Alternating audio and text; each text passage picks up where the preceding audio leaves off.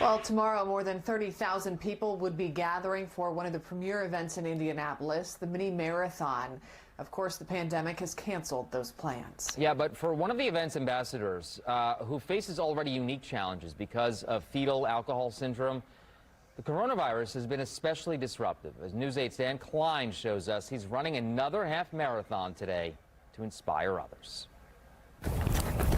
For Andrew Peterson, I like it. running I'm good at it. is a passion. And I can get even better with hard work. More than that, it's a lifeline. An important part of a routine to someone whose daily routine is everything. Andrew thrives on routine, so losing his routine, as is the case for many individuals with an intellectual disability, it makes it extra hard. Andrew was found when he was 3 weeks old in the care of his young sister. Social services discovered all the siblings had fetal alcohol syndrome. Craig Peterson adopted them all 22 years ago when Andrew was 5. I'd always been a runner, and Andrew was my one child who liked to run with me. He's an elite runner now, but you never would have predicted it. His nickname as a boy, Tin Man. His knees and elbows were so stiff when he tried to move. It didn't take long before son passed a very proud papa. I was telling Andrew, don't wait for me, I'll see you at the finish line. It says, Andrew, go. And so I like it. But the Tin Man specializes in different medals these days. Last year, he got a silver medal in the half marathon at the Special Olympics World Games in Abu Dhabi, a gold in the 4x400 relay. Weeks later, he became one of the very few Special Olympians to ever run the Boston Marathon, thanks to another race where he ran a 2-hour, 57-minute marathon, a pace of 6 minutes and 50 seconds. A lot of people couldn't do a 6:50 pace for 1 mile, much less 26. Or a half mile. Right.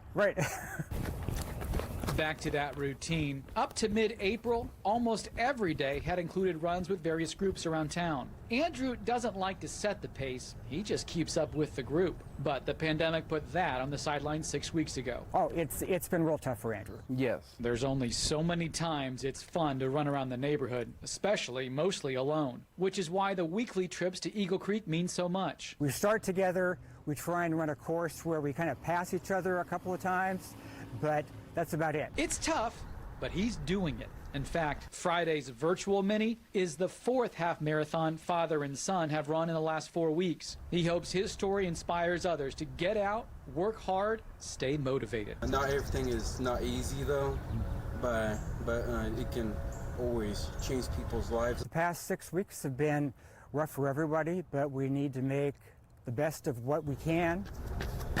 It's what Andrew is doing step after step, mile after mile. He shared his story with 125,000 high schoolers in the last 6 years.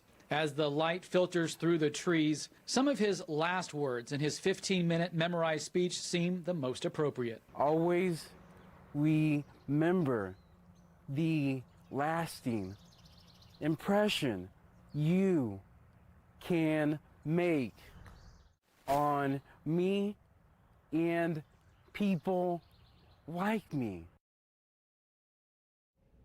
A lasting impression indeed. That was Dan Klein reporting. This is the 3rd year Andrew has been a 500 Festival running ambassador.